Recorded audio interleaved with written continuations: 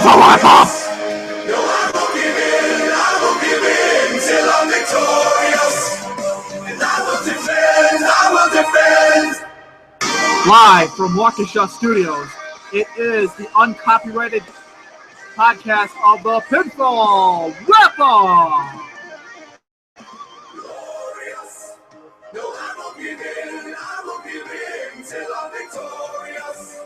And I will defend, and I'll do what I must. No, I won't give in, oh so glorious.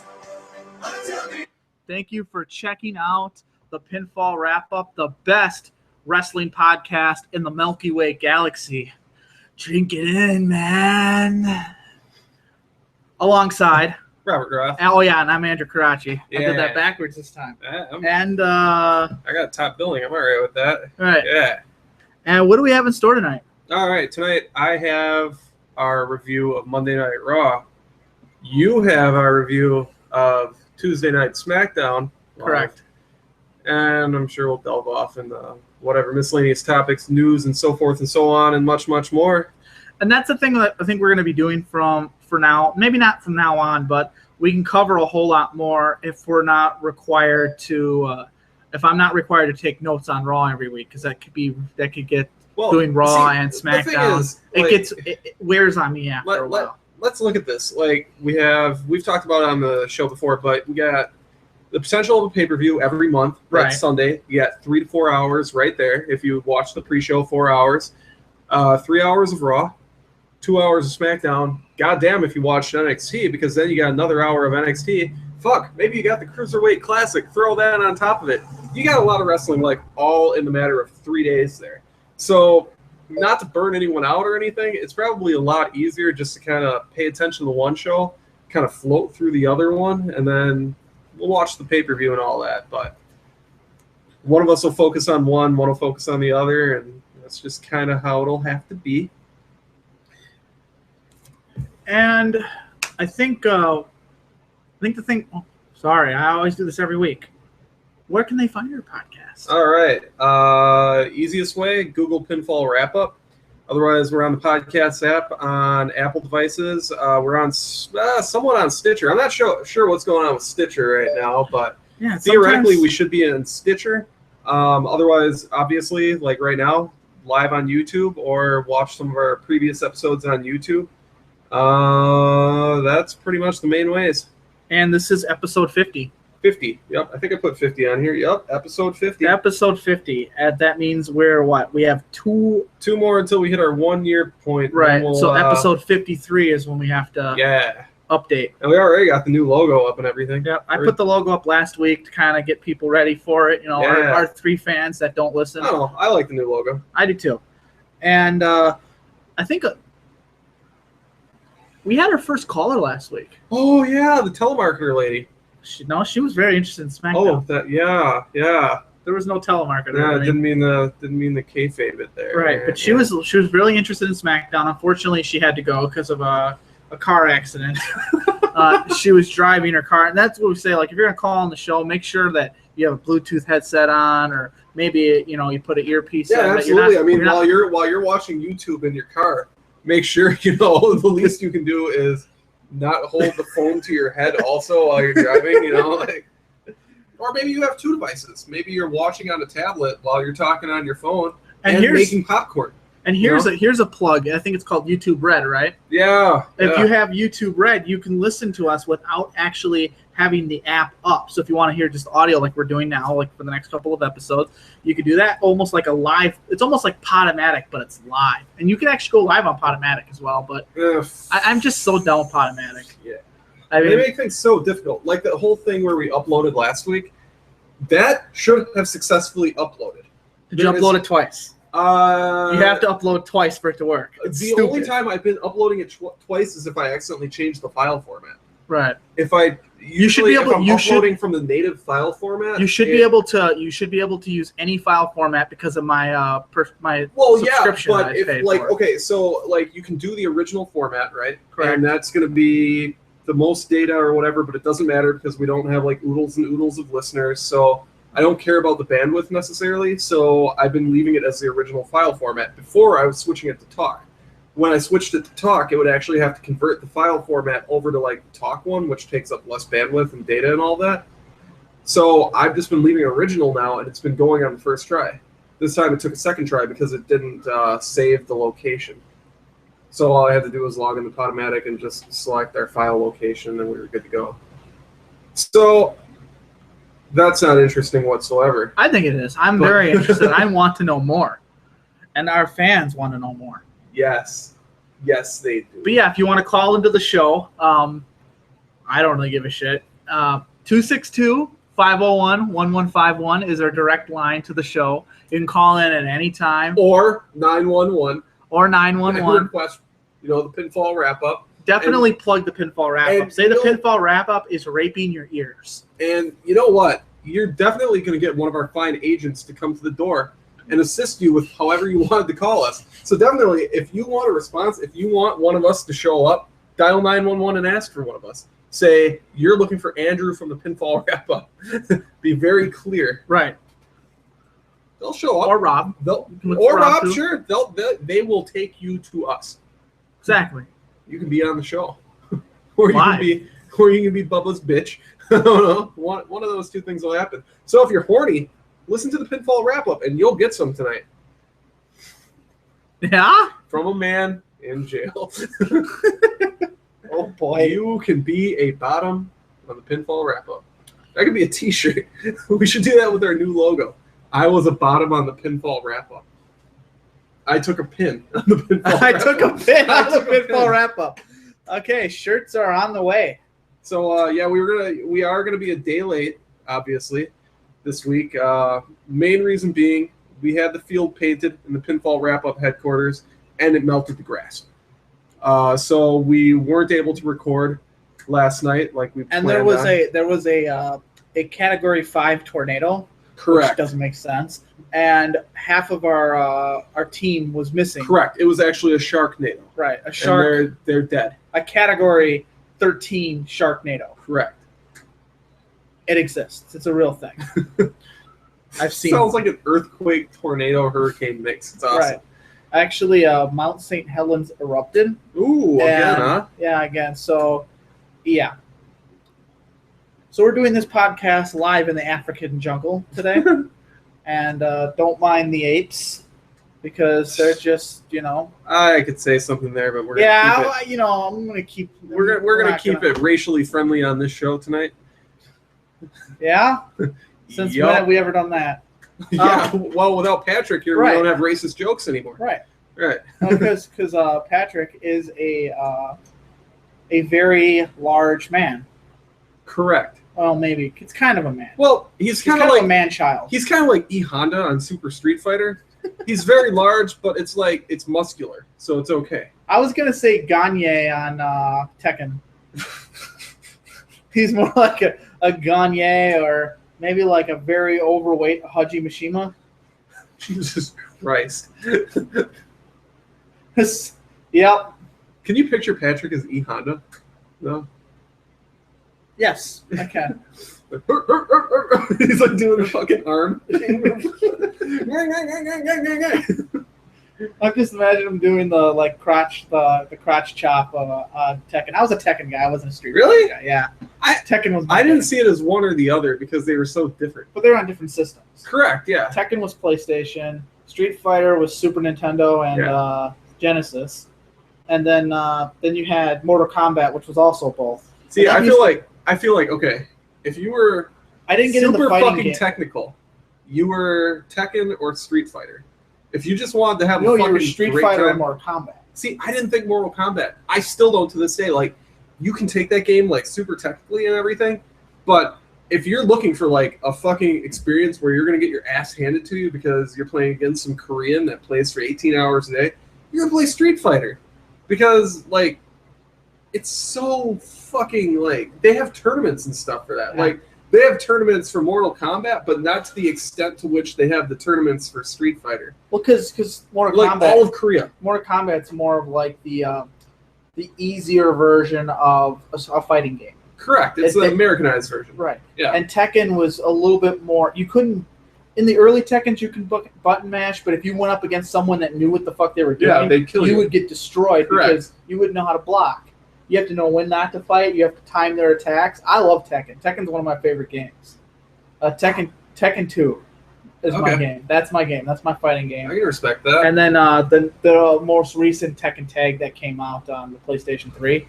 What was that Pokemon game that came out? Fuck it was like Pokemon fighting. Right now. Yeah, they combined them or something. Yeah, like it was like Pokemon Tekken. Yeah. Yeah, it was on the Wii U or whatever. Yep. But there was a Tekken. Then they had it wasn't just straight Pokemon. It was Mario involved. Was it too. Poketekken or something? It was something weird like that. I look at it sometimes and I'm like, what the fuck? Did you play Tekken? Yeah, I played some Tekken, but I didn't have the console, so I'd only played it in arcades. Okay. Like if we were going to play bowling or if we were going to play pool or something like that, like they had I'd always play Tekken. The majority of our listeners, which is like 2 people, probably don't even know what an arcade is. So it's sad, isn't it? An arcade is, I'm being very facetious right now, but an arcade is, and most of you people don't know what that word means either, but is. So, the word is a concept. No. So the word. So, and what an arcade was you would go to either at the mall. They used to have them at the mall. They used to have them, or you would go to like a legitimate arcade like Fun World, or like I'm talking about more recent ones. So Fun World, even Chuck E. Cheese was kind of like an arcade. Yeah. Now your closest thing is Dave and Buster's, but again, fuck any bowling alley. Sunset Bowl had an awesome arcade for a little while there too, in Waukesha. So yeah, everybody always had an arcade. Every restaurant used to have them too. Movie theaters, hotels. Yep. Pools. Yes. Which is weird. I remember playing the Simpsons game at a pool.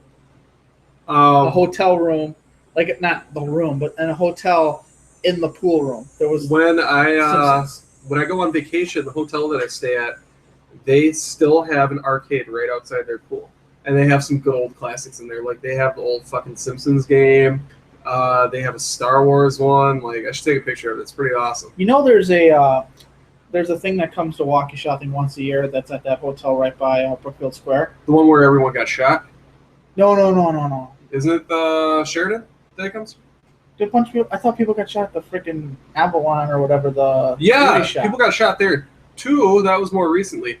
There's a mass shooting at the Sheraton, like back when I was like 14 or 15. Nice. Yeah, like some guy came in there and killed like 15 people in one of the conference rooms. It's the big brown one, right off of 94. Yeah, the Sheraton. That's where everyone got killed. Oh, cool. Yeah. Well, anyway, everyone got murdered there. Like it was a huge story nationwide. I don't remember it. Yeah, it's about going on 15 years ago. Yeah. I don't even. Because I still had my first job. Yep. I don't even remember that.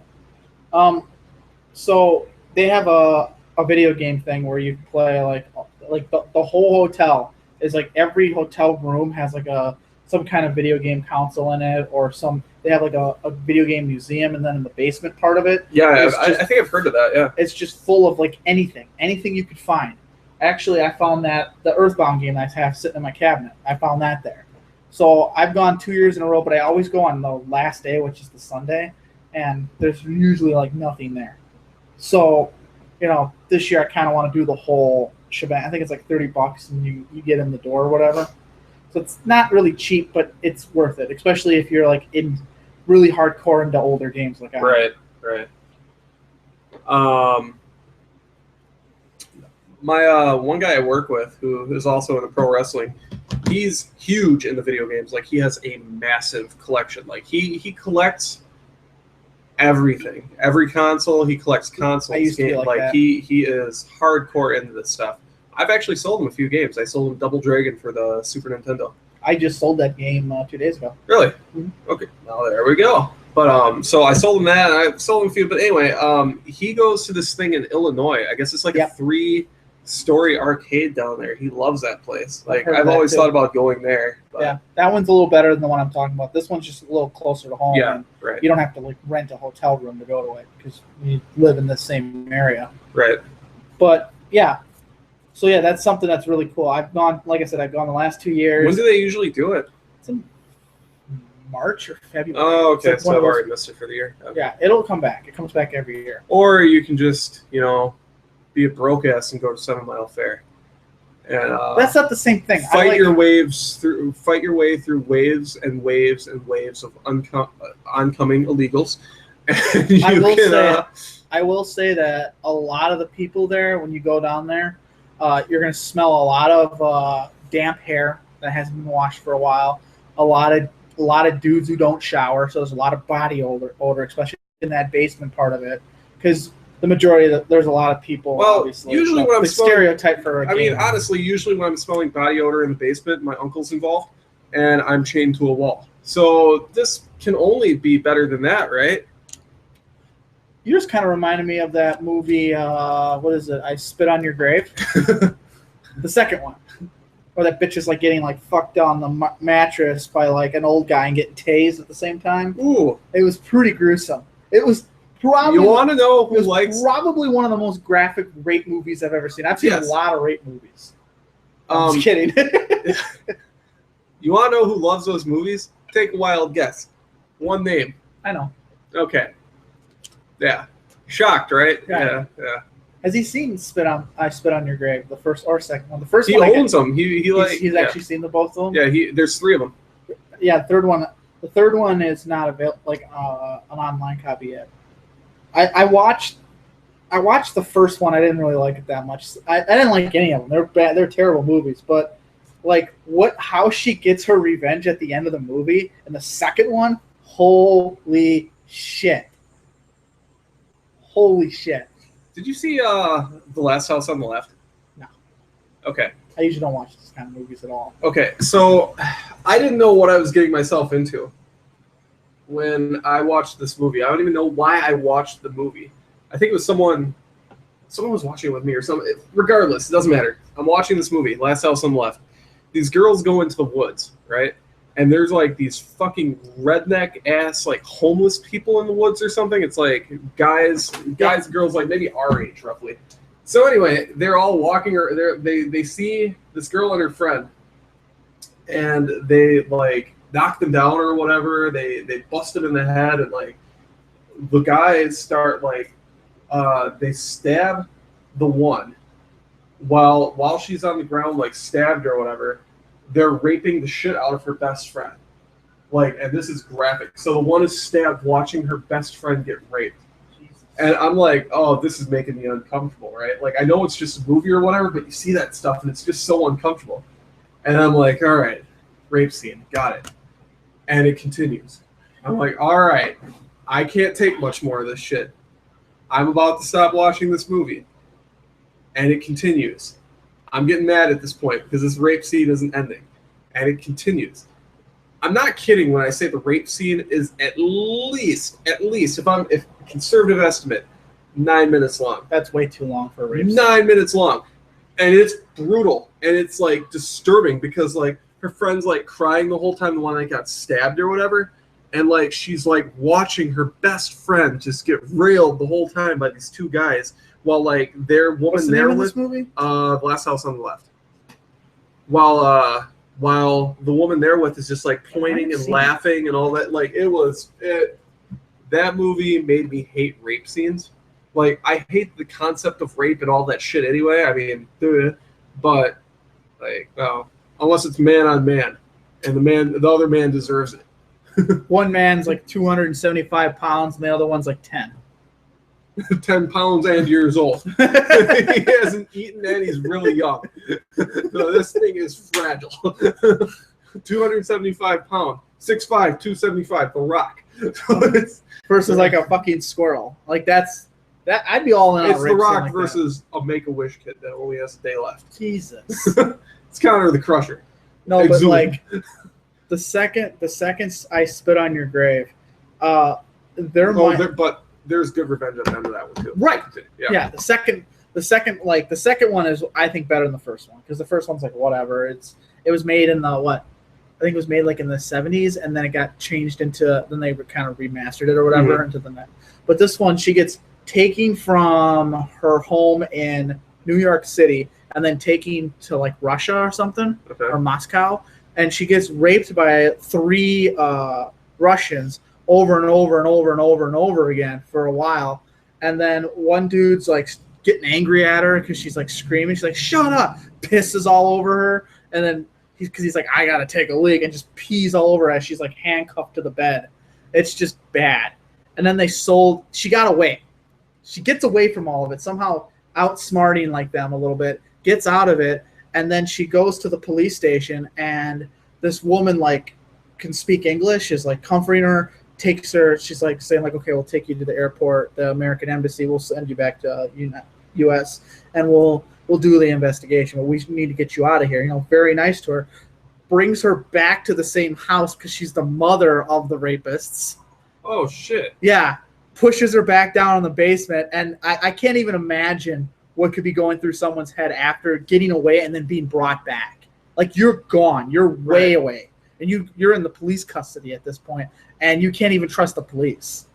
And so she gets brought back, and then this like huge like business cocksucker comes down, and he's smoking a cigar, like the prototypical cocksucker, and he wants to rape her, but she's just not she just keeps fighting him off. So he has a taser and tases everything you can think of, just tasing her, keeps tasing her head, puts it in her mouth.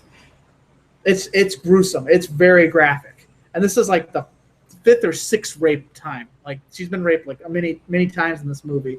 I mean, it's really bad. Eventually, they think she died. They bury her, and then she somehow falls through into the sewers, lives in the sewers for like 4 or 5 days until she has enough strength to walk again. She like kills a rat and eats it because she can't move.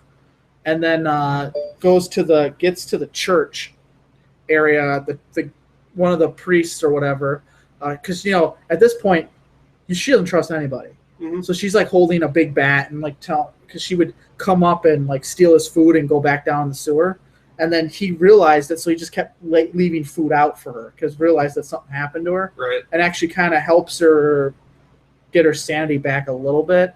And now she's like. Now she starts walking to the American embassy. It's like she's about to leave, and she's like, no.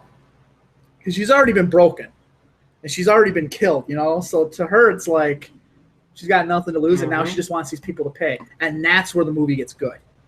Like, I actually think I Spit on Your Grave 2 is not a bad movie when it comes to that kind of gruesome stuff.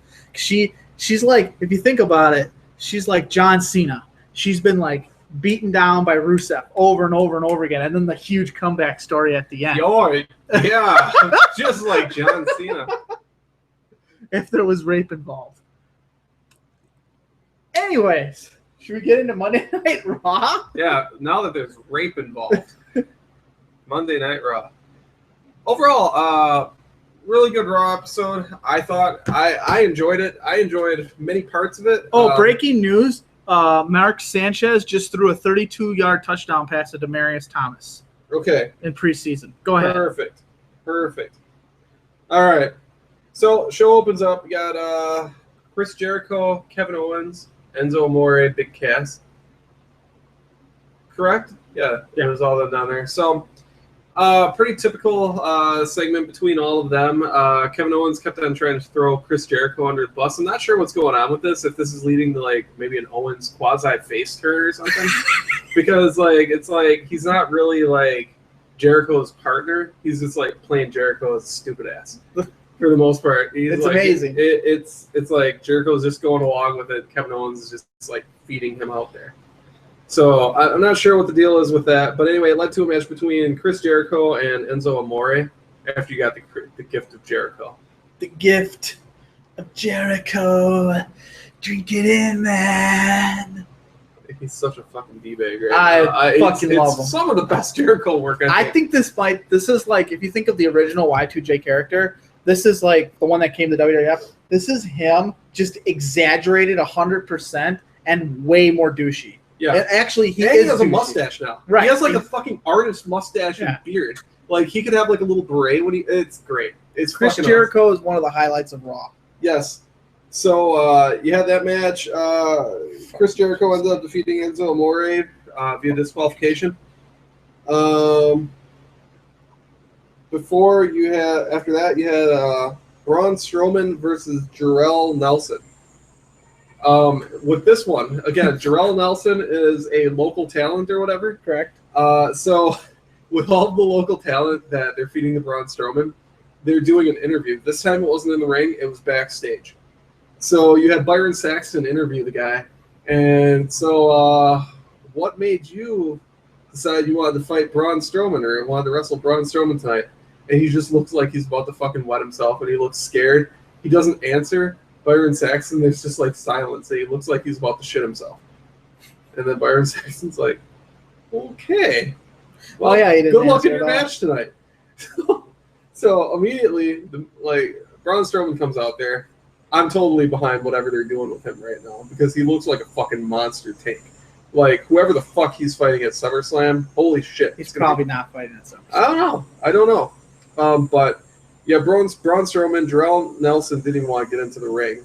But it didn't matter because he fucking knocked him off the apron, came out, went outside the ring, grabbed him, threw him back in the ring, and then did the great reverse chokeslam. We're not going to get it back into the reverse chokeslam. We covered that on the last episode. Do you think the reverse chokeslam will eventually get over? No. It's a sloppy looking move. It looks sloppy and it looks like a move anyone can do. Any move that looks like a move anyone can do is never going to get over. Do you think that he could, over time, get it better? No. That move, because of what that move is, you can't. He should be a guy who's doing like the fucking Goldberg. What do you have? The jackhammer? Yeah. The jackhammer. He can't do a jackhammer. You know what? He's fucking huge. He's strong enough to do it. He'd have to work on the speed of flipping him around quickly, but I want to see for him, a clothesline, a big fucking just massive goddamn clothesline. Yeah, but there's too many guys that have clotheslines. So is their finisher? Well, Luke Harper did. That was his. Wasn't that set up? Oh yeah, it was a finisher. It was a finisher for a little while. He also, and they're not going to give him a clothesline because of JBL's. Because if it's looking like where if he runs off the ropes and hits someone with a clothesline like JBL did, it'll. You have fucking what's his face Ziggler using the goddamn super kick as his finisher now. Yeah. JBL was no Shawn Michaels. Correct. And Braun Strowman is no Dolph Ziggler. So there you go. And too many guys have a chokeslam finisher, so you can't just give them the normal chokeslam. He should be, or even a basic power bomb. It doesn't have to be like the last ride. What about a tree hand? What about a tree-handed chokeslam, like a two-handed chokeslam, like Khali did? He did it once. I hate the Great Khali so much. I don't want to see him do anything. Right. But Strowman's better than Khali. Absolutely. He's significantly better than Khali. He's in shape. Right. He actually looks like an athlete. He has an image. He has more of a character. He doesn't even like what if he grabs him by the neck to pull up for a choke slam like that, and then he drops down to his knees and slams him like that? What happens if he just did fucking Albert's power? The Baldo? I don't think he can do a Baldo bomb. Why? Because I don't think he has the athleticism to do it. I don't think he can bend properly. The fucker has flown through the ropes. Yeah, he did. But I don't think he's going to. He's damn near 400 pounds. You think that they'll let him do a Baldo bomb? I don't see why not. Better than Albert? I don't think it would be better than Albert because Albert's considerably smaller than Braun Strowman. No, he's not. Then he's in much better shape. Braun Strowman's huge. Braun Strowman's like 6'8", 400 pounds. Albert's big too. Albert's not significant. He's not significant. Braun Strowman is huge. Like, he's probably the biggest guy on the roster. Albert was billed at like 400 pounds. Really? Yeah, when he was A-Train. He was like in that 350, 370 range all the time. Sometimes he was billed at 400. He was big, but the reason why you didn't feel like he was that big was because they always had him with the Big Show, who was significantly bigger than everybody. Now, he wasn't as tall as Strowman. I think he's like 6'5", but he's still fucking huge. Yeah. Albert's huge. Well, I think part of it might be, too, that overall, when Albert was big, it was the Attitude Era, or that time right after the Attitude Era, where, as a whole, the roster was significantly bigger than what it is now. Right. So you had all the guys, like the Norm was 6'5", 270. Like The Rock, Triple H. All of them were huge. Angle would be huge if he came in today. And he was a small guy then. Because Angle was what? He was average. 6'2", 230? 240? He was billed at 6'2", 236. Okay, so I was close there. Right. So, I mean, look at fucking Scott Steiner. Scott Steiner, say what you will about the guy, he was like fucking 6'1", 300. Yeah. He might have been bigger. Brock Lesnar is 6'2". He was like 305 in FCW. He was like 305 or 308 He was billed at 295 when he made the main roster. Correct.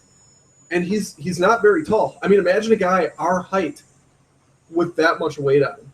Like, just fucking pure muscle. He was huge, though, when he came to the Raw. When he was first on Raw. Because they had him kill the Hardys. I mean, that fucking triple powerbomb he did was like one of the coolest fucking things I've ever seen. Like, that was my move. I couldn't believe when I saw this guy do that. That 5 looked like it would just decapitate a person. So, but back to Braun Strowman. Braun Strowman, they could do something with him. Here, Matt Bloom, also known as Albert, was billed at 6'7", 331. Oh, Jesus. So he's huge. But 331, okay. So he wasn't the 380 whatever that Braun Strowman is. I mean, that's our 50 pounds of mass. This is probably what he looked like in his prime. Yeah. That's when he was massive. So he's actually pretty tall. Right. He's extremely tall. He's 6'7". Yeah. So comparing Albert to Braun Strowman is like anything Albert does. I mean, everything that Albert did, Braun Strowman should be. The expectations of him being able to do what Albert did isn't very unlikely. Like, we can say, like, okay, maybe he should be able to be at this level. Yeah, but I mean, that 50 pounds there, that does slow him down. Actually, I totally recommend everyone listens. Braun Strowman talks a lot about like how he grew up, what he did before wrestling. Actually, he kind of came up a lot like Batista. If you ever watch any of Batista's documentaries on the WWE Network or whatever. But anyway, regardless of all that, Braun Strowman is billed at 6'8", 375. It's huge. So he's about 40 pounds heavier than Albert. He, at one point when he was powerlifting, he said he was so huge he couldn't tie his shoes. He had to have his girlfriend tie his shoes. He was like at 425. Like, do you know who David Boston is? No.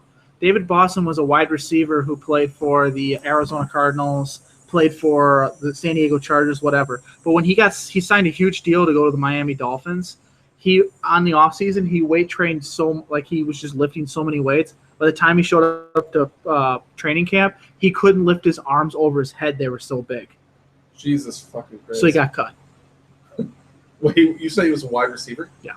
Oh, well, what the fuck? You can't lift your hands over your head? Yeah, he couldn't. What kind of shit-ass wide receiver is that? Right, but he used to be really good. I was going to say, is every ball supposed to be fucking thrown at your crotch or something to catch the shit? Like, Jesus, but, yeah. Well, they say the perfect pass hits you in the number, like hits you right here. Yeah, in the chest. But I actually think the perfect pass is where it's thrown out here and your hands are going up to grab it, because then you're bringing it within stride. You're not stopping for it. Correct. And that's where, like, when I used to throw, I always try to throw to a spot and have them go get it. That's how you're supposed to do it. But, I wasn't really great with the curl routes. I got picked a lot. But what do you think, though? Do you think they can potentially – do they have a star with Braun Strowman? No. I think that unfortunately, Braun Strowman – I mean, he's going to get pushed. He's going to get an opportunity. But as far as, like, being, like, one of their top guys on the roster, I don't think so. Like where do you think the expectations of him are? Have him start speaking. He can speak. I know he can. The fucking guy can talk. Right, like, if his lines are written for him. He's like Luke Harper. He can speak. He has a brain. He's not dumb. He's not a big dumb guy. Right. He can speak. Have the guy start talking. Have him become that much more intimidating. I think you could have something along the lines of Undertaker. I really do. No. Not the Undertaker, but I think you could have him fill a role like that. I think Bray Wyatt's more in that role. He doesn't have the intimidation factor. He's not big. He's nothing special. He's nothing special in the ring. Bray Wyatt's thing is his aura. Okay, if you had Bray Wyatt coming at you, you're in an alley. I'm going to look at this dude, I'm going to be like, you know what? I have a fucking chance with this guy. He ain't that fucking big. He's kind of out of shape. He's kind of big. Fuck this guy. I'm going to try to fight him. Yeah, he might have a little muscle and shit. I'm going to try to fight this fucking guy because he's not so big or intimidating that I feel like he's out of my range. I really don't think so. The problem, that's the thing. Like with Bray Wyatt is like, I was thinking more Undertaker when Ministry, when he didn't fight as much, he had guys do stuff for him. With the Undertaker or Bray Wyatt's whole thing is messing with your mind. Like kind of like if you take this perfect example, Batman and Joker. Who wins in a straight up fight? Batman whoops the shit out of him because Joker's not a fighter. But what does he do to put him on another level where he becomes Batman's greatest villain? You even look at it from Superman's perspective. He outsmarts him and it's psychological. Right. Correct. And then you look at Superman. Superman is a big completely unstoppable force like that. And who is Superman's biggest rival? His biggest villain? Lex Luthor. And Lex Luthor is a mortal man, which makes it like, if you really think about it, that imagine like if the Joker can do what he can do to Batman and really fuck with him, what could the Joker do to Superman? Well, first off, if I'm Superman, I'm going to look the Joker dead in the eyes. I'm going to be like, go fuck yourself. I'm going to laser his fucking head in. Well, he's not going to do that. Well, see, that's the issue with Superman. The difference... He needs to turn heel. Superman needs to turn heel again. Don that fucking black uniform. But we're talking based off character. No, just based off character, he would psychologically cripple the shit out of Superman and probably have him commit suicide. I think what the Joker's never going to put himself in a position where Superman's going to be able to get him. The Joker is more psychologically twisted than anything Superman usually encounters. Yeah, exactly. Superman does not encounter psychologically twisted villains. He encounters fucking godlike super villain things that Batman would never encounter. Right. So he encounters these fucking galactic level super beings. Batman just encounters like your everyday criminal that's a little more fucking psychotic than the rest. Correct. So that's your difference there. I don't know. But with Braun Strowman, I don't know. I think you could have something that fills that role. If I see Braun Strowman coming at me in an alley, I know I'm fucked. You know how I would book Braun Strowman? I'd book him like Bane. I'd make him intelligent. I'd make him outsmart people and have you think that you could, like a perfect heel, make him do something devious or he's behind something, like a big storyline. Yeah. And John Cena goes to fight him, or Randy Orton, or one of your top babyface at the time.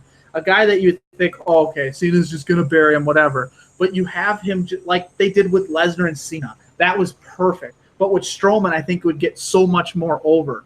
Now, will they do that? Probably not. They're not going to put Braun Strowman over anybody big. They're just not going to do it. They may put him over Orton one day, but they're on separate shows, so it might be a while. I think a heel program with Rusev. That's not good. You know what I think they'll do? They'll put Rusev and Strowman together. I think they'll do that before they fight each other. Strowman has moved beyond the enforcer role. He should not be someone's enforcer. No, not an enforcer, but like yeah, kind of like with Austin and Triple H. Above Strowman, they're not equals. Rusev is. Is he though? Rusev? Is he? Is he really? Rusev is your damn near. Yeah. I'd say he's upper mid card. I'd say just because he main evented Raw, I wouldn't say that he's on par with like where Owens is. I think him and Owens are at the same level. I think he might be a little above Owens. I think I would totally agree. I don't think Owens is that high. You know what's funny though? He's in a program and Sami Zayn isn't. Mm-hmm. Isn't that funny? Yeah, because Sami Zayn is fucking boring. They made that win completely pointless. Exactly. Now you're already forgetting about Sami Zayn. Right. Because he's fucking boring. No one wants to see him. No one cares. It's Sami Zayn. Yay! Who gives a fuck about Sami Zayn? No one is a Sami Zayn fan. Nobody. The biggest, well, that's not true. Unless you're a fucking indie wrestling fan. Right. Or you work for Ring Rust Radio. Like, no one gives a shit about Sami Zayn.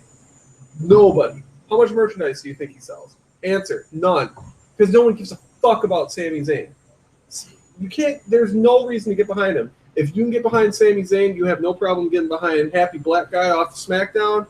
Which a lot of people like too. Adrian Neville.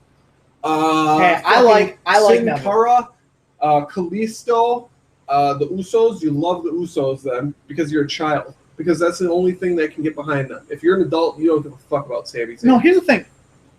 I agree with you all that, but I think that Neville's a guy that that you could actually do something with. I think Neville's the only one out of that group. Neville's very, very talented. Like people say Sami Zayn's great in the ring. Sami Zayn's good. Like we both agree. Like he's good in the ring, right? Sami Zayn? Yeah, Sami Zayn's fine in the ring. He does one of my favorite moves. Blue Thunder Bomb. He does good moves. He puts on good matches, tells good stories in the ring. Adrian Neville's on a whole nother level. Adrian Neville is the most fucking technical high flyer I've ever seen. I might have ever seen. He's great. They need to drop the whole fucking man that gravity forgot moniker because it's corny. He's not a superhero. He's a fucking pro wrestler. So get that straight. Like they need to get rid of that. Don't make him corny. Maybe give him some better music or something instead of the techno fucking bullshit music he has. They could do something with get rid of the cape. They could do something with him. I agree. That'd be the first thing I need to not make him look small. They can't make him look small as small as. You know, it's crazy because you watch NXT. When NXT used to be good, when they had Neville, Tyson Kidd, and all those guys down there. When you saw Adrian Neville, I never really thought of him as a small guy. No, because the guys at NXT are significantly smaller. Right, but I even saw him do a match with Titus O'Neil. And Titus O'Neil is significantly bigger, but he didn't feel bigger than Adrian Neville. Yeah. And that's what they need to do with Neville. Like, you can book him against heavyweights, but the fact is, they don't have a lot of huge heavyweights on the roster, so you don't have to put them against all those guys. They got some, but they don't have super heavyweights like they used to. When you have him in the ring with like someone like Seth Rollins, let's say, and Seth Rollins is not a big guy whatsoever. He's about 230 or so. Right. Not a big guy whatsoever. When you have Seth Rollins, when you're doing a shot where you're having them stand in the ring nose to nose, but it's not nose to nose, Seth Rollins is a whole head height above him. That doesn't look good. You don't have a believable. You should never have a shot like that with the two of them. And that's something they need to consciously book, that they aren't doing. Well, another thing is, I don't think they give a shit about Neville. I think Vince has already moved on. He is a good wrestler, but he's great. With his current character, you can't get behind him. No, you can't. And Happy Black Guy, I swear to God, I can't remember his fucking name. I really can't. No matter how hard I try, I can't remember his name. I think it's Devon. No.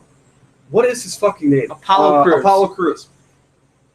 I feel like they have something there too, but man, you have a lot more work. You have a lot more work to do with him than you would with Neville. Right. Like, you can't have a guy who just his gimmick is he's happy. He's just happy to be there. Like, it makes him sound like a homeless guy that just got a job at McDonald's. Right. Like, I'm just happy to have a job. Like, okay, why am I buying your T-shirt? Right. Why are you something that's palatable to me? Why am I getting behind you? You're happy to be here. I'm not happy to be watching you. Why the fuck should I care? You know, what are you doing? You know. So, and like I said, when they gave Adrian Neville the title, at first I hated it, but then I got behind it, and he had it for so long. But the thing is, the stories that they told, and it wasn't like your prototypical WWE stories. They told their stories in the ring, and it really worked. And I knew when they called him up, they were going to have nothing for him. And Adrian Neville, because the one thing they do at NXT is they have you drop the title to somebody, but then when they bring you up, Vince is like, "Well, he just dropped a title. He just lost a match. I can't put him over one of my main roster guys," because he looks at NXT as literally rookies, guys that are below anyone else on the main roster. Correct. So that's a problem. Like, look at Kevin Owens. Look how Kevin Owens was booked when he first showed up on the roster, like right away, when he had the NXT title. He went toe to toe with Cena. And Vince McMahon couldn't have Cena go over in that feud because he felt that it would ruin the NXT championship. You know, he wanted the NXT because he feels the NXT title is probably bigger than the U.S. title. Because the U.S. title at that time. Right. Because Cena wasn't feuding with anybody with it. So Cena just was holding the title. We've discussed this before. He did not elevate the title. He was elevated. He is what he is. Right. He's a champion with a belt. Right. He doesn't need the U.S. title. So my thing was, the U.S. title the U.S. title challenges were fun because I liked watching a title match every single week, and you never knew if he was going to drop it or not. And they were a high caliber match. Like John Cena, again, I'll say John Cena was putting out the best matches of his career at that point. I don't think it's ever going to get back to that level. I said that as we were watching it, he has never been at that level. He will never be at that level His again. best match we are watching prime John Cena. The best match he probably had was that first match with Owens. Yeah. Second one wasn't bad either. I like The first one was really better. good though. Well, the first one we can look back on him and say, "Well, we like the first one so much because Right. Kevin Owens won." Kevin won. That's a mental thing right there. But then after the second match, right, he lost to Cena. So what they do? They had him drop the NXT title to Finn Balor. Now I think this was a Vince idea. Vince was like, I cannot put a guy who just lost to an NXT guy over a guy on the main roster.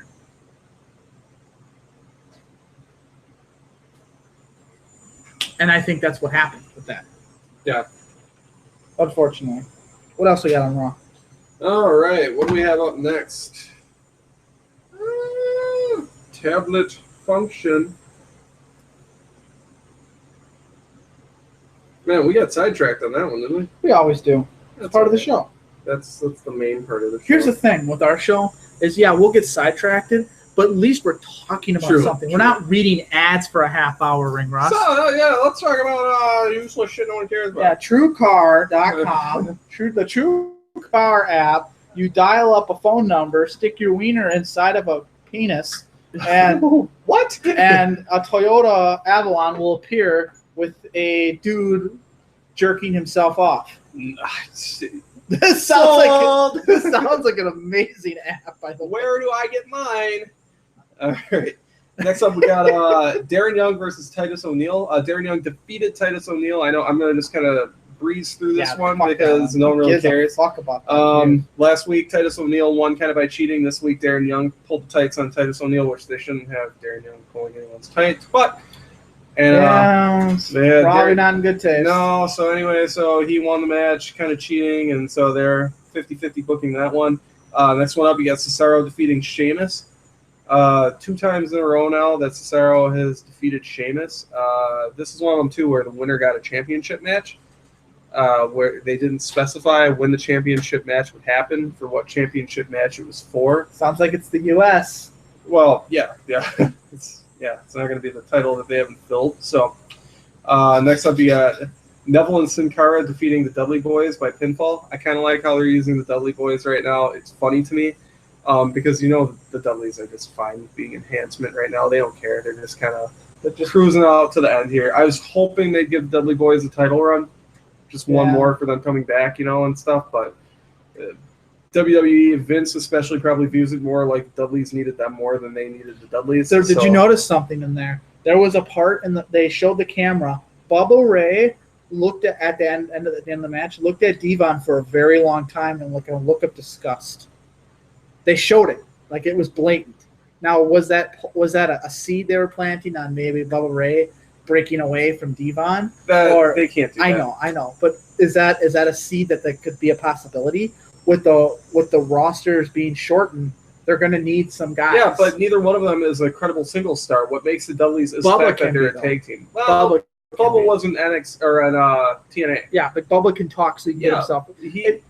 I always hate, but he's still the Dudley. Yeah, but JBL was an acolyte, and it worked for him at an old age too. He was in his late 30s when he did that.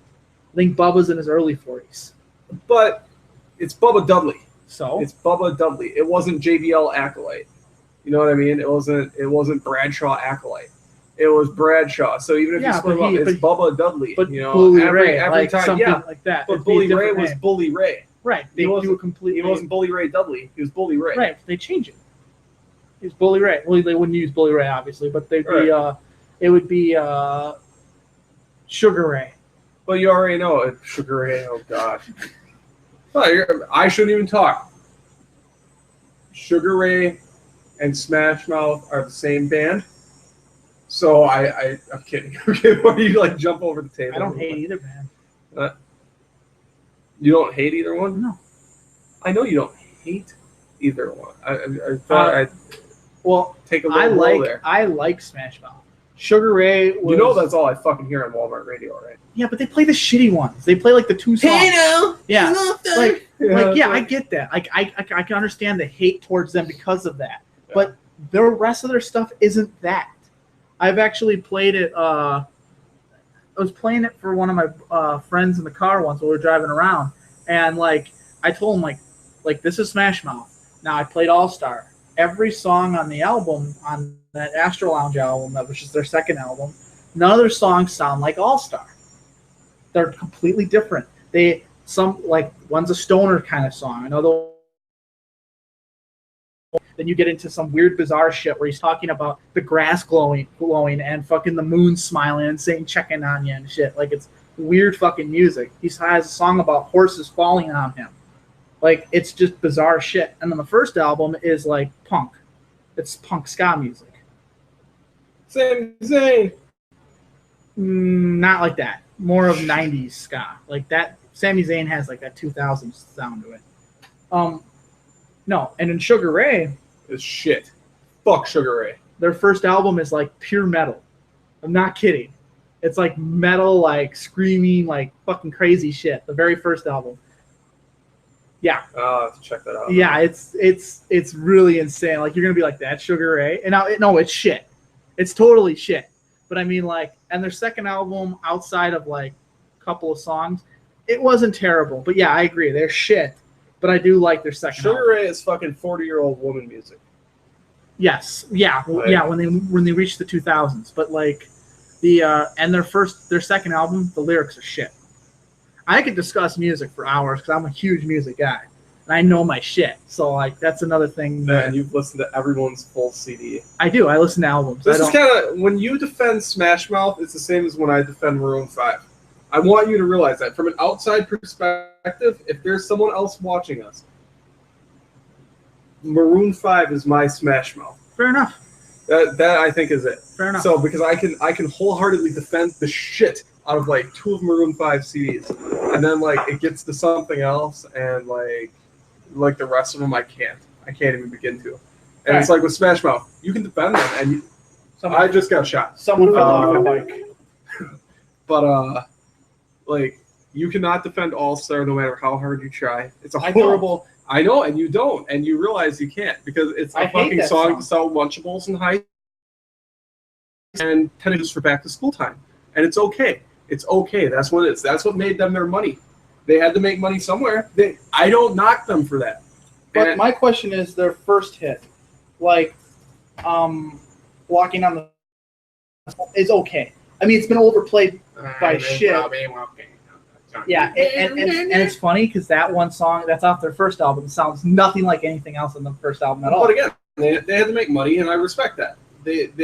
There's actually a very interesting story behind that song. So, Walking on the Sun. Now, this was an interview by their lead singer, who is can be a complete douchebag sometimes, but you know, the guy's made a bunch of money, so who are we to like say anything? You know? Right. He's had more than one hit, so he's not a one-hit wonder guy. He never had a hit bigger than All Star. But anyways, so Walking on the Sun. They released a song called, which is a fucking awesome song, by the way. That was really good. It's one of my favorites by them. One of my favorite songs. And the California radio station, I don't know where they were, San Francisco, I want to say, or one of those, Los Angeles. I think it's Los Angeles. So they entered it in, like, they had this thing where they played indie music of unknown bands, like an hour, and Nervous in the Alley played. So somebody heard it, like some record company, which I think was Interscope Records. They heard it, they liked it, and they said, we want more. Time they only had recorded, and they didn't have a name of a band yet. The guy asked him, what's the name of your band? You want to know where Smash Mouth came from? He just fucking said, I don't know, Smash Mouth. There was no, like, it doesn't mean anything. It's because he was put on the spot and he just made up a name because they didn't have a name. They were a garage band. Right. They were in their early 30s doing it. So these are older guys getting in the music business. So I didn't know they were that old when they got their start. Yeah, because they're in their 50s. Oh Jesus, fucking Christ! I had no idea. Yeah, the lead singer is like in his 50s. Wow. So you know what? Props to them. I cannot knock them as a band. I will not. I don't like them. That's fine. But yeah, I will. But the Maroon 5 argument, you haven't really given them a real chance, and I never gave Maroon 5 a chance. So what happened was they told them that they didn't want to use Nervous in the Alley because it was a little bit too dark of a song. They wanted something a little bit more cheerful. So he's like, well, that's what we got. That's the only song we have recorded. So they're like, well, we'll tell you what. You give us a song in 24 hours, and we'll give you a record deal if we like it. So he hung up the phone. He called his buddies. They went to their little recording studio, and they recorded "Walking on the Sun" in one take. So the version, the way we hear it, the way you hear it, that's all like complete live from the studio, obviously, because they can filter some stuff. right. But there's no like they record the music, then someone sings into a mic. None of that. They recorded it all as one. Because you can hear him take deep, like when you listen to it, you can hear him take deep breaths. Like you hear him breathing through the song. Never really noticed that. Yeah. Well, nobody does until I point it out. So the next time you hear it, you're gonna be like, "Holy crap! Yeah, he's taking a lot of breaths." And because of that, they never like remastered it or anything because that was the song that got them their record deal. Right. And they're not fans of that song. It was a song, but it was to get them a deal so they can get their other music out there, and it worked. Then All Star came out, and the rest is history. They became multi whatevers, but they're not a terrible. And I've seen them live. I don't think they're terrible. Like live, and the band is completely redone. All that's left is the lead singer. Oh, the guitarist is gone. Everyone else hit it. Ski day.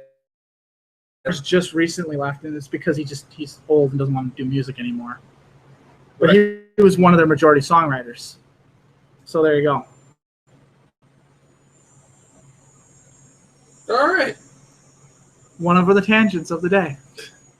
All right. We should actually rename the Pinfall Wrap-Up the Pinfall Tangent. The Pinfall Tangent. I like it. The Tangent Wrap-Up. Tangent Wrap-Up. Sounds like some kind of terrible condom. Next up. Fair enough. All right, so we got the Neville and Sin Cara defeating the Dudley Boys by pinfall.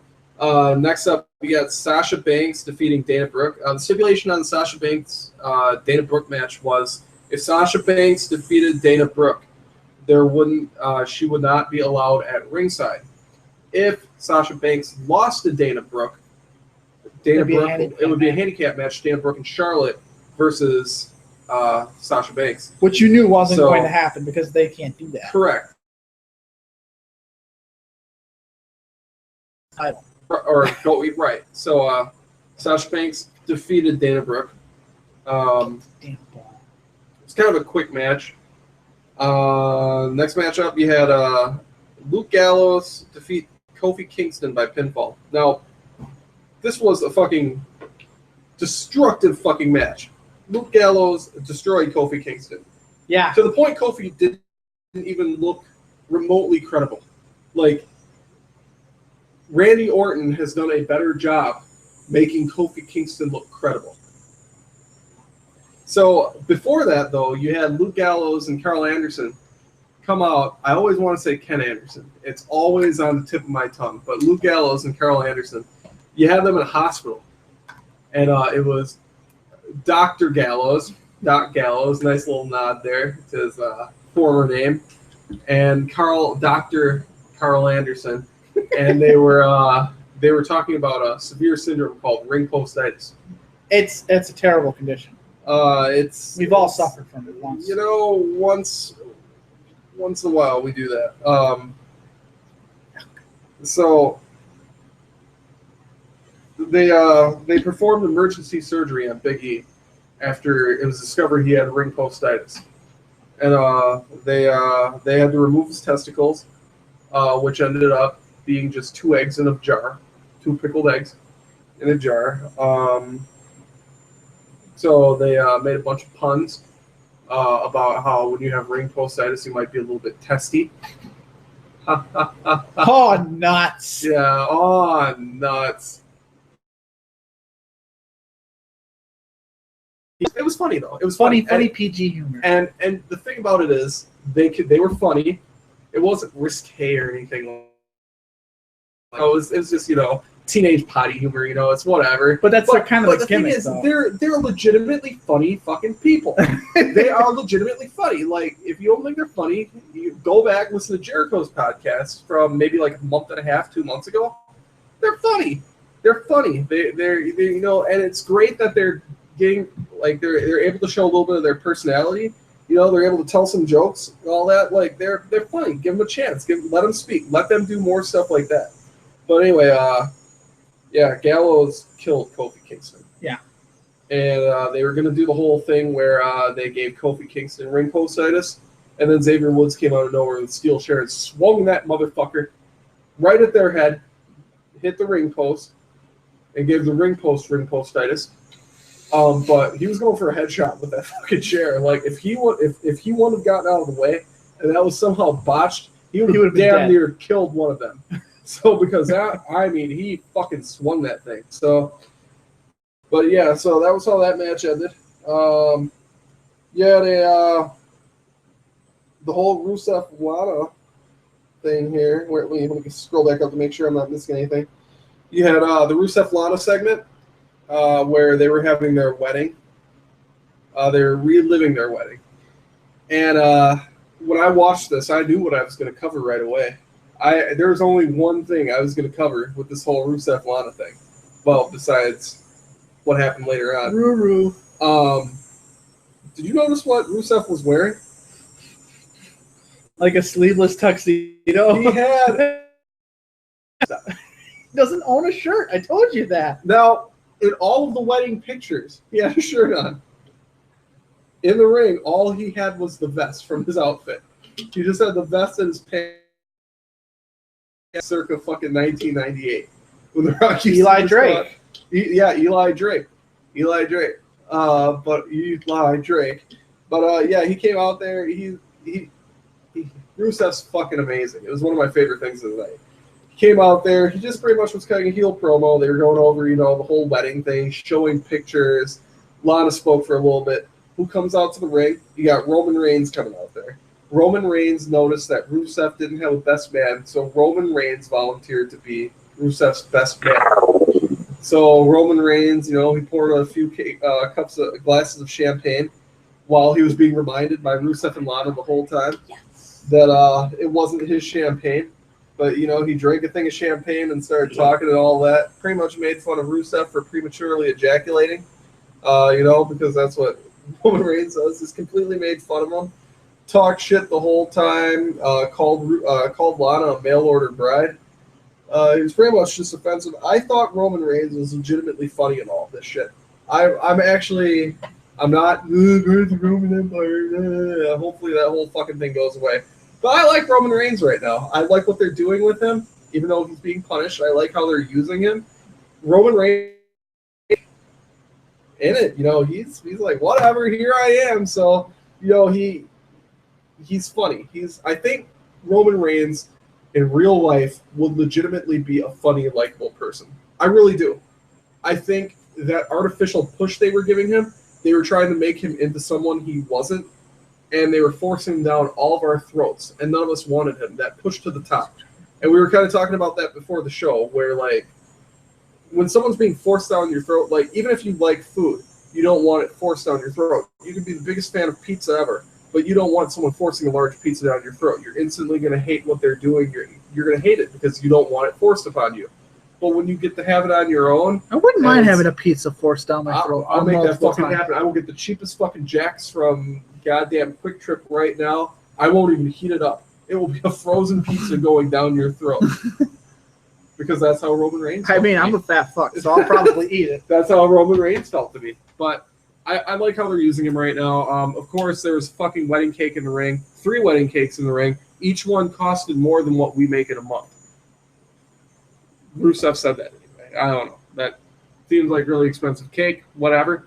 So anyway, Lana went through a cake after Roman Reigns pushed Rusev into Lana. Lana fell into it. Whatever. So later on in the match, or later on in the night, that set up a Rusev Roman Reigns U.S. Championship match at SummerSlam when Rusev demanded revenge and Mick Foley gave it to him. So that's that. Final match of the night, you had Daniel Bryan, Mick Foley segment. Nothing. It was stupid. There was nothing really interesting going on there. Pretty much the gist of it, though, is it set up a Rusev Cesaro match for the U.S. title. That was Cesaro's payoff. Wasn't a bad match. It wasn't a bad match, other than it started at fucking 10:05. Right. So it felt like it was an accident, or something just went way too long, which I think was the Roman Reigns Rusev segment, because it felt like it went way too long. And sometimes things feel like they go on way too long, but it really didn't go on that long. They had like a fucking 20-minute segment. I want you to think about that. So they had the longest individual segment of the night. Anyway, so Rusev defeated Cesaro, I believe, via interference in that one, if I'm not mistaken. I don't remember exactly how it was, but I think something like that. He got a pin on him. Didn't he? Something happened. He beat him. It was a distraction. Sheamus came out. Yes, there you go. Sheamus came out there distracted. It was a roll-up victory. Rusev won. Rusev celebrating and everything outside the ring. Speared. And Roman Reigns came out there, speared the fuck out of Rusev. Rusev went flying. Roman Reigns got up. He's been doing this little chest pop thing. He's looking smugger and shit than ever. It's great because he's playing to what he can do. I don't know. Something changed. He came back from the suspension, and I'm totally okay with Roman Reigns. I can't believe it. I don't know where I'm at right now that I'm okay with him, but I'm okay with him, and Roman Reigns closed the show. So that was Raw. I thought it was a very entertaining Raw. I'm almost at that point. I'm looking forward to Raw on Mondays. I couldn't give a fuck about SmackDown, though. So that's where you come in. Wow, what a way to bury your co-host here. So, nice little rip there. SmackDown has its own thing going on right now. So I don't not give a fuck about SmackDown. I can't get as into SmackDown as I'm getting into Raw right now. I like what Raw is delivering. I don't care for what SmackDown is delivering quite as much. I don't like Daniel Bryan. He's not really on the show that much. Yeah. Still have to see him, though. I have to hear his music. All right. Well, we'll do a quick little intermission song before we start the SmackDown, so I can grab some tea. And so enjoy some old school Sugar Ray. Nice. Because I actually, it's quite terrible, but it's completely different. Can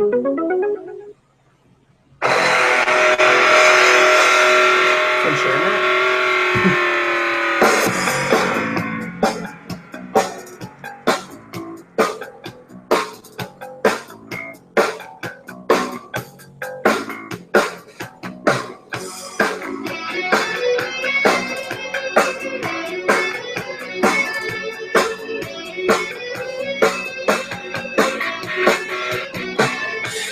Take what you want from me. Yeah, go there. I want something better.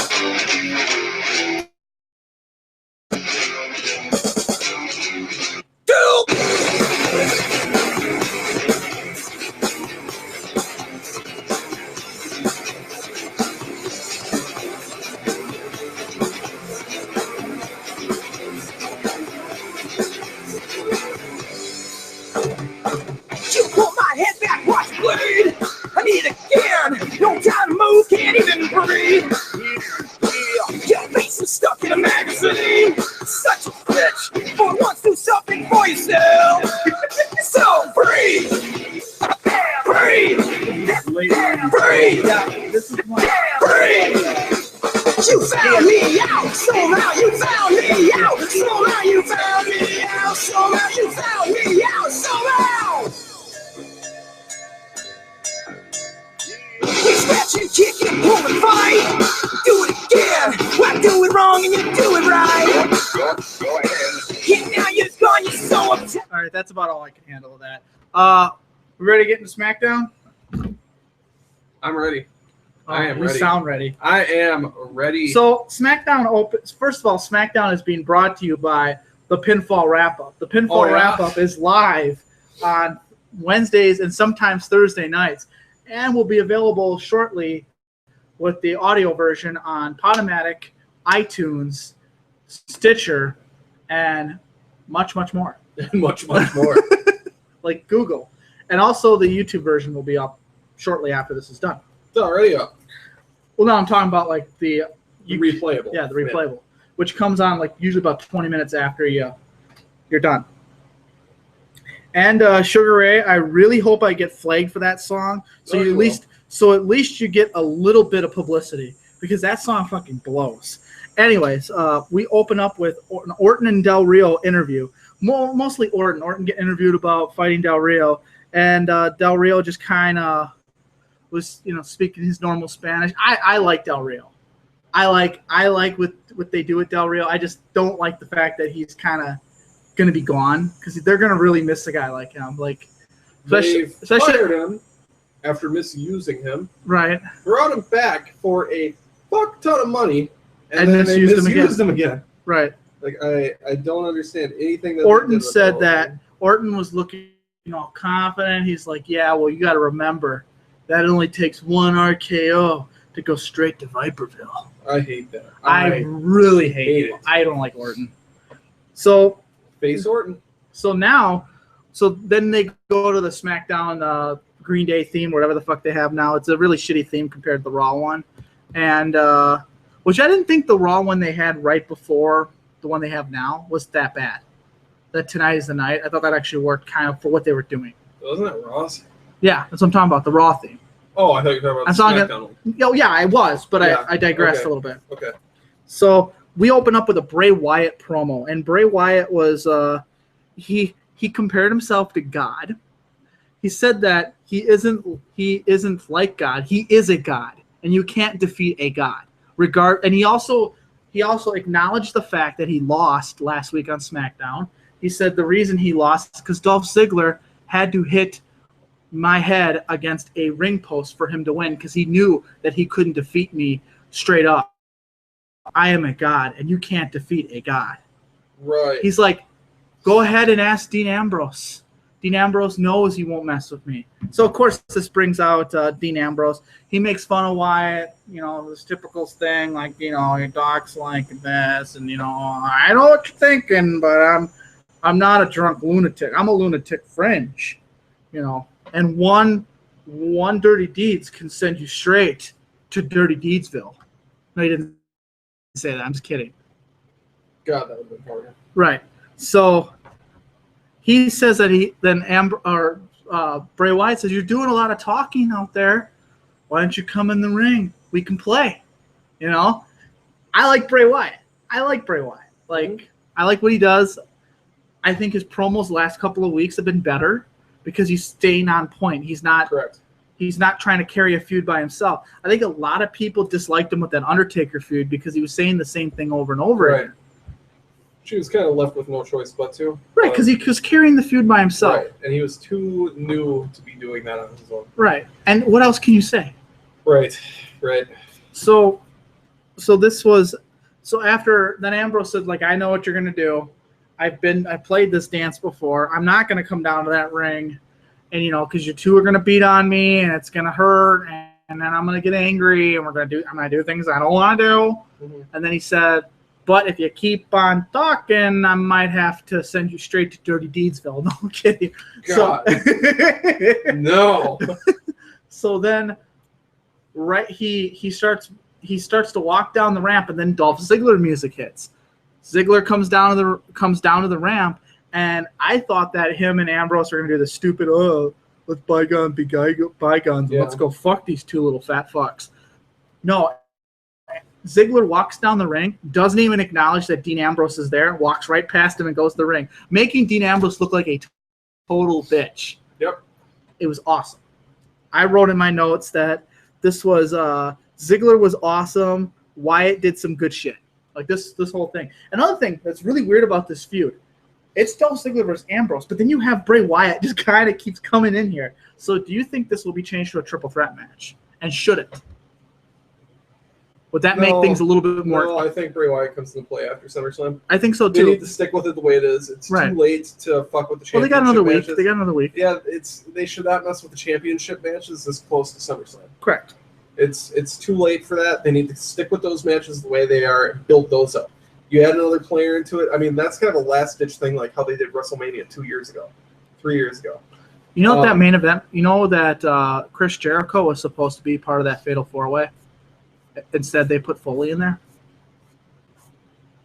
in 2000. Oh, really? That was supposed to be Jericho's spot, but because they wanted Foley to have one last WrestleMania spot, they bumped him out of it.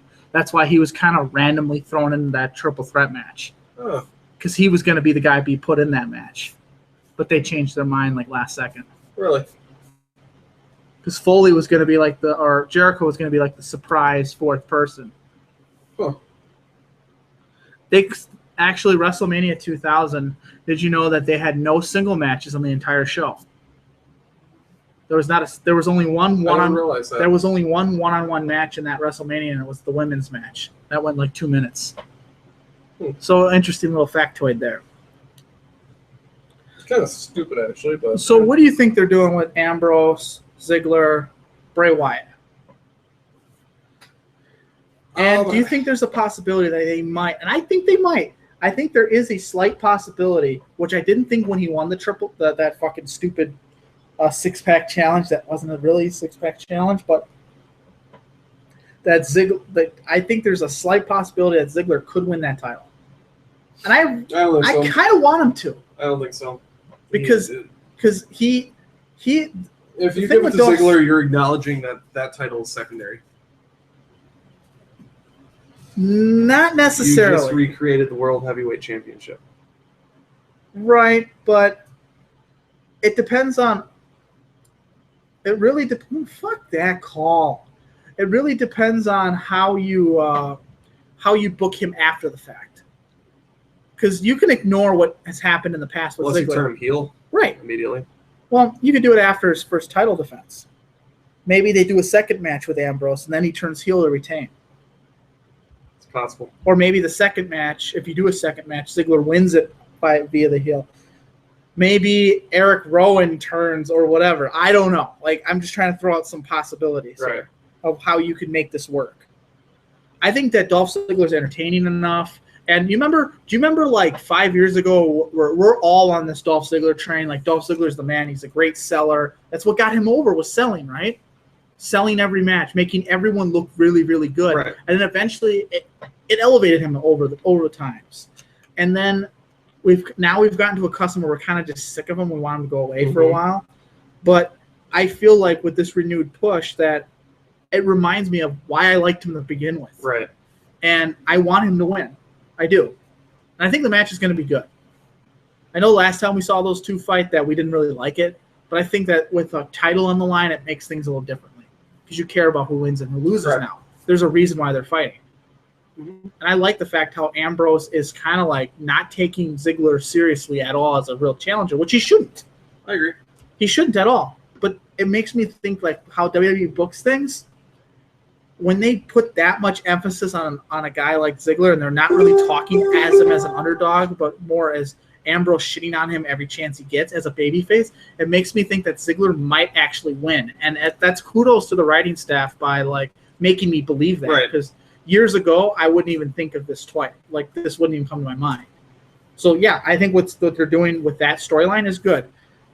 So now we get into the first match of the night, which is weird because you think SmackDown would be more of a wrestling show. It's more of promos than anything else. They reverse the roles. Yeah.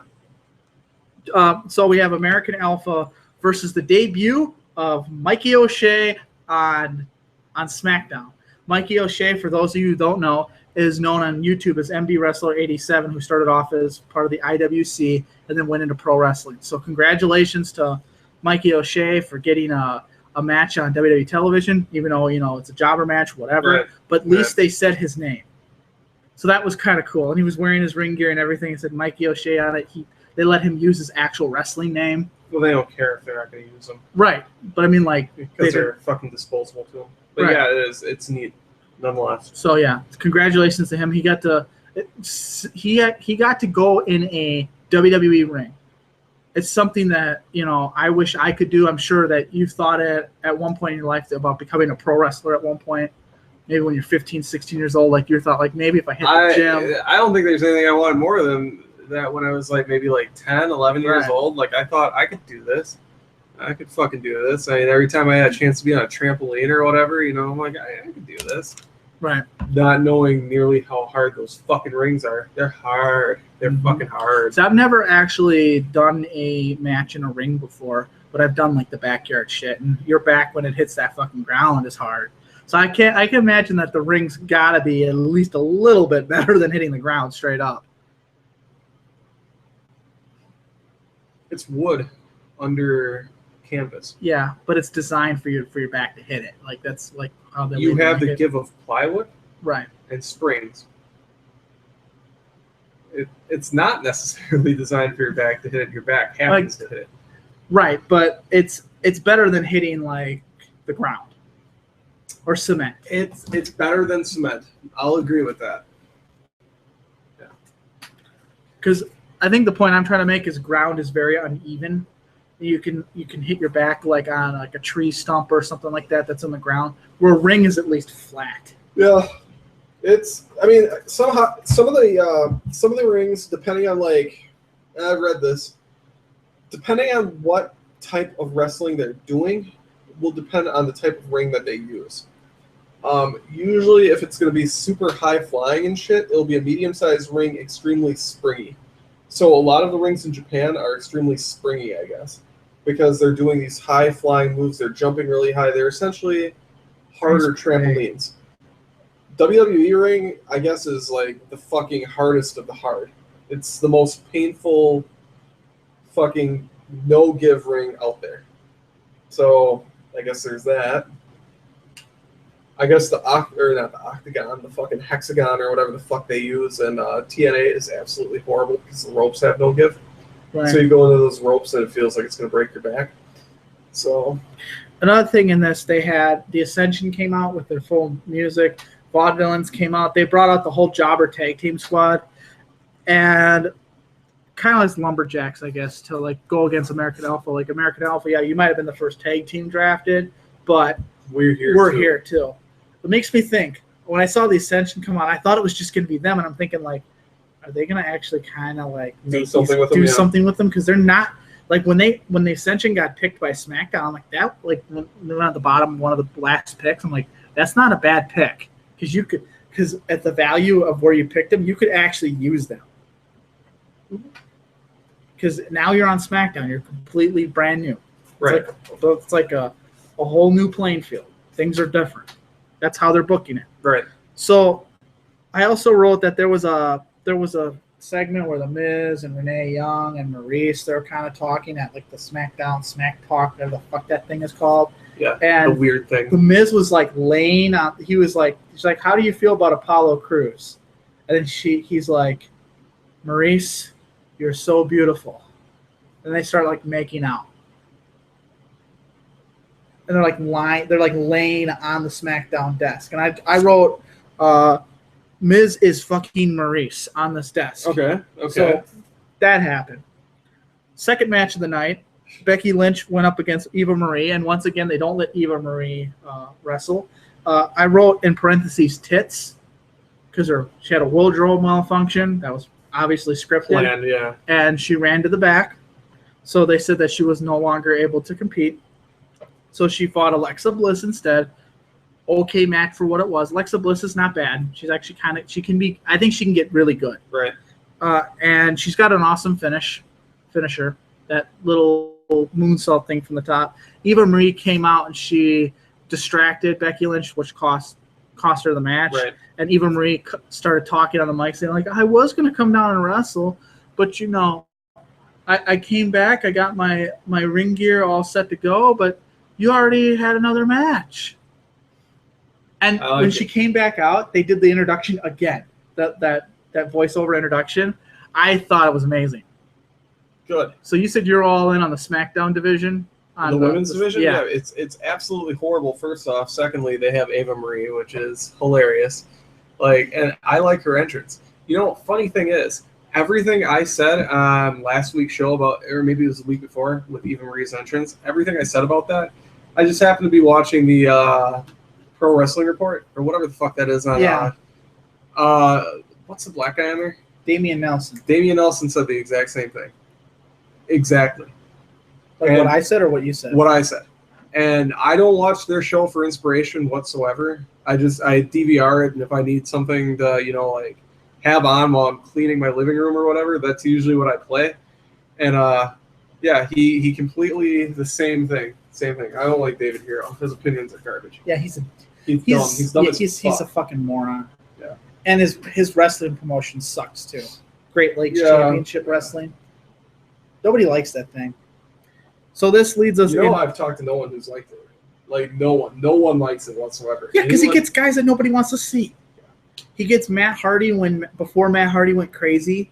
He got Mr. Anderson. That was the biggest one. When he got Mr. Anderson right when he left WWE. That was probably the biggest thing. But Armando Estrada, who the fuck wants to see him? Al Snow. At 60-some years old now.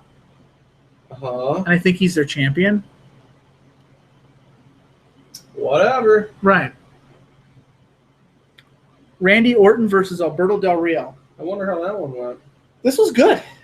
I actually liked it. It was real back and forth. Del Rio beat the fuck out of him, like with the arm thing, and then he actually Del Rio lost, but it was a DQ. They were fighting on the outside where Randy Orton was trying to take Del Rio to Viperville with him, and Del Rio was like, "No way, man, that's not happening. You're gonna come straight to Del Rioism land," and he hit him with a steel chair right in the arm, and then started beating him with the chair. But eventually, Orton hit the RKO out of nowhere.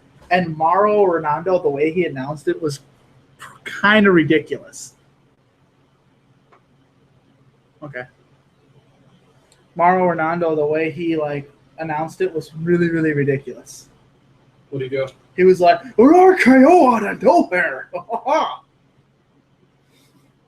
course. There ain't no party in a super kick party when you can't kick a super kick party. King? I like Mauro. What's his face doing? David Otunga? Yeah. Forgettable. Okay. He's Byron Saxton. He says stupid shit. But you know what? He's new at it. I don't feel like Corey Graves is doing so well in Raw with Michael Cole. No, because Michael Cole talks over him and doesn't. Yeah, Michael Cole treats him like shit. Right. He needs to be a Mauro. You need, if you're going to have a heel announcer, unless this was purposely done, which it very well might have been, if you're going to have a heel announcer, they almost need to be the most vocal. Maybe, unless they're Michael Cole. Or there at least needs to be a balance. It can't be 85% heel, 15% face. It can't be, And the problem with Michael Cole and Corey Graves together is Corey Graves will say something and Michael Cole doesn't acknowledge it. That's a problem. Correct. He doesn't treat him like a person. Right. He'll say something that's kind of insightful, like something that's kind of ridiculous, and Michael Cole just ignores it and moves on. And he's always been like that for the longest time since he became the lead announcer. Mm-hmm. Where Jim Ross would acknowledge it. William Regal would acknowledge what people were saying.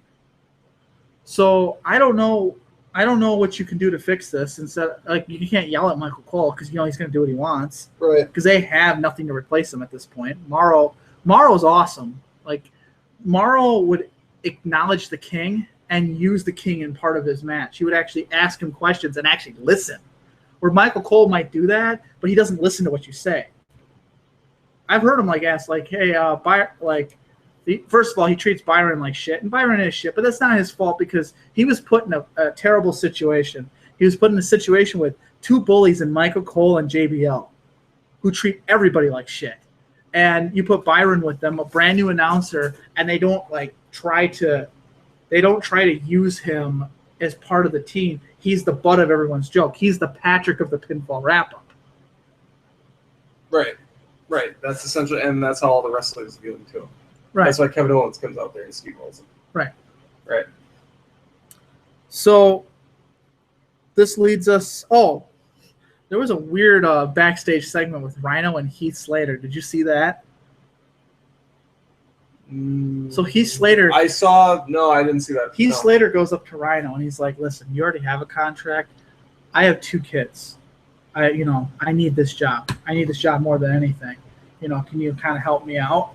And then Rhino's like, "I have an obligation to my constituents because I'm trying to win an election in Michigan or something like that." It was the most it came out of total left field. Apparently, Rhino is running for some kind of seat. He's in politics. Really? For real. I looked it up. It's for real. And he mentioned it on SmackDown. I have an obligation to my voters. And I was like, where the fuck did that come from? And he's like, come on, man, what about my 4 kids? He's like, I thought you said you had 2. It's like 4, maybe 3. I don't know. And then I don't know. So then they do the match. Rhino wins, and then Heath Slater goes to the back and starts yelling at Shane McMahon, saying like, "I can't believe you're gonna fire me. I have 7 kids at home." Like the number just keeps changing. It's kind of awesome. So this is good. I hope he comes there with all of his kids, and it's like a school bus.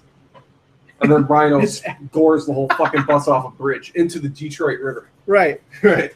So this leads us into Carmella versus Natalya. Who fucking cares? And then the main event was Dolph Ziggler and Ambrose versus Eric Rowan and Bray Wyatt. This was bad too, because they had Eric Rowan take a super kick for the win. This would have been a good opportunity to give Wyatt a win, to make him feel relevant in the tag in this feud. I agree. So that was SmackDown. Overall, there were some good points. It started off really good. Like it started off like it had my attention, and then it kind of weaned away a little bit. The problem with SmackDown is you didn't have. There was a Cena. There was a Cena AJ segment, but they weren't there. There was a video package, so you had that. The problem with SmackDown is you didn't have, because they have a smaller roster, and I think that really hurts them, because they should have guys like, they should have Cesaro on their show. Right. They should have like at least Sami Zayn, somebody that could fill Adrian Neville, something. And they don't. Oh, they had a segment where Baron Corbin beat the fuck out of Kalisto. JBL called him Sin Cara again. It's all the same. JBL doesn't give a fuck. I know he doesn't. Yeah.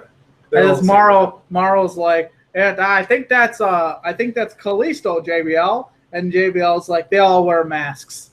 I'm like, okay, racist JBL. Doesn't He give a needs to go shit. back down to the border and help build that wall.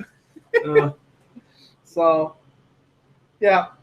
Now, what do you think of JBL and Morrow together? It's not proper. No.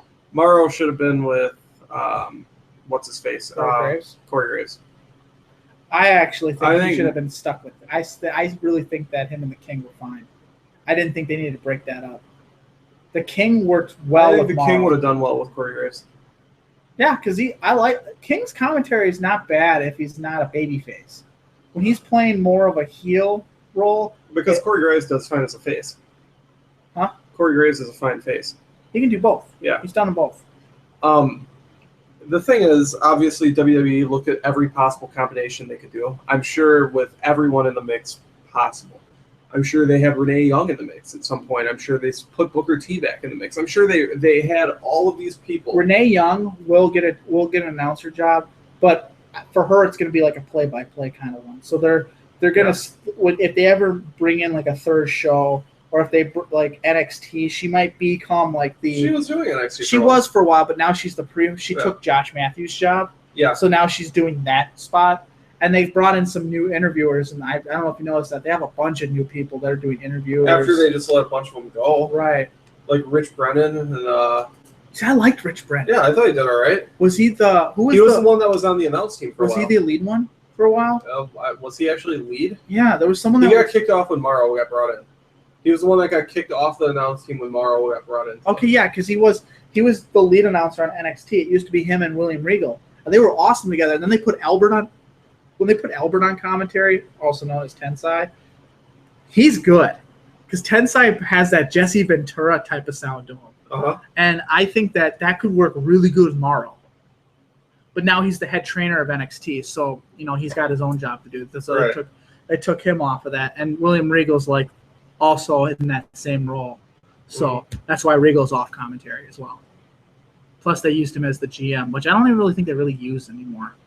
I haven't watched NXT in They a long show time. NXT videos where the last one I saw on Twitter was William Regal taking what's your guy, Bobby Roode, I like Bobby Roode. to the back, and they signed some contract or something. So they still kind of use him in that role. Okay.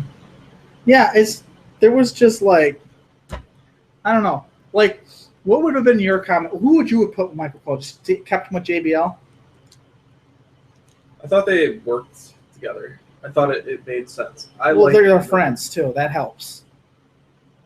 I mean, but then do you put a third guy with them? I'm not necessarily a huge fan of the three-man announce team. I hate it. I don't feel like it serves a purpose, really. Right. I don't like it at all. Like, would you have done I think if I would do a two-man announce team, first of all, I don't know if I would put Corey Graves on the show yet. Like, because they got better guys. Yeah. I mean, he's good, but I think they have better options. Now, if I had access to anyone outside of guys that are actually wrestling, right? My my SmackDown team, I'm going to stick with Morrow and King. I thought they worked perfect together. Mm-hmm. They had that JR King kind of thing for a while. The King actually seemed like he was liking his role with Morrow. Morrow included him and that kind of stuff. For the Raw side, obviously, you got to keep Michael Cole because he's not going anywhere. And his guy, unfortunately, it's JBL. And then I would really push the fact that JBL needs to stay heel, but he can't be fucking ridiculous like he is. He needs to stay to like the JBL character. If he stays to that character, it'll work. Because it worked when he was on SmackDown, when it was him and on SmackDown back when JR was the lead guy. Mm-hmm. What would be yours? For Raw and SmackDown? Yeah. Look at it in a realistic perspective, but who would you want? Is that, well, obviously with Michael Cole and Morrow being your two guys. I mean, there's not a better play-by-play than those two guys, right? I probably would have switched Morrow to Raw. Too soon. I don't think so. I think you have to wait. Well, I guess. Because I think it would have given SmackDown the legitimacy. Yeah, because Cole over there. So I'd probably do Morrow, maybe Morrow and King on Raw, just so you have the familiarity of King on Raw. Oh, I don't like that at all. I'd do Morrow King. I don't want the King on Raw. Maybe Morrow, King, and Byron. Heel, King, Morrow, and then Byron. Just Byron King. Yeah. Why Byron? Byron actually didn't work too. Byron wasn't bad when he was on SmackDown with King and Morrow, because they didn't treat him like shit. So pretty much you're taking the whole SmackDown announce team, move them to Raw, and then maybe you do Michael. That's it. It's over. It's all over. Michael. Maybe just the two-man for SmackDown. Maybe Michael and Heel Otunga. I thought that Morrow and the King worked very well together. The King is actually, like, we used to think he was awful. He's not bad. He's not bad. He's not bad at all. Fucking attitude there. Right. And I don't remember him being terrible. You know who was shitty? Michael Hayes. I didn't ever like his commentary. I didn't like Jim Cornette either. When he was on commentary. He did it with Jim Ross for a little while. They're going to be doing some internet pay-per-view coming up there. Yeah, I heard about that. And then JR towards the end was very good. He didn't care anymore. He felt insulted. Well, yeah, because you remember when he got drafted to SmackDown? He didn't know about that. They did that to him without even telling him. That's why when he put the headset down, he was so shocked. Because that was their way of saying, fuck you, JR.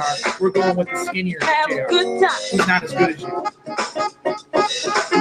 That was a total. That was the way he is. They've treated him like garbage since he was there. Ever since they took him out of talent relations. And this is a guy who did everything for that guy. Right. Found guys, found Kurt Angle, guys like it irritates me how that ended with them. And the fact that they won't even let contracted wrestlers go on the show, like what a slap in the face. After all after what he did for your company, how he was your lead announcer during your highest value time. Right. But you know what was a really good announce team? Was Jim Ross and Paul Heyman during the Invasion angle. Yeah. That was awesome. and even Michael Cole and Taz. That was solid for a SmackDown team. Oh, did you hear they fired Jordan Sales? Yes, heard about that too because of that. They think it's because of that internet work thing he did, where he pretty much said, "I'm going to get fired for saying this," and he got fired. But a lot of people don't even remember that Joey Styles is still with the company either. Didn't someone else get? He was their VP of digital media or something. Didn't someone else get fired? They released Ryback. Yeah, Ryback. That was the other one. So Did you yeah, watch his video? no. Did he actually Yeah, post he something? released the video. He said he'd like to wish WWE best in the future endeavors. That's awesome. Yeah. Well, we'll probably see Ryan back on TNA pretty soon here. Sandow made his debut tonight. Oh, cool. On TNA. Good for him. Imagine that one with fucking Eli Drake.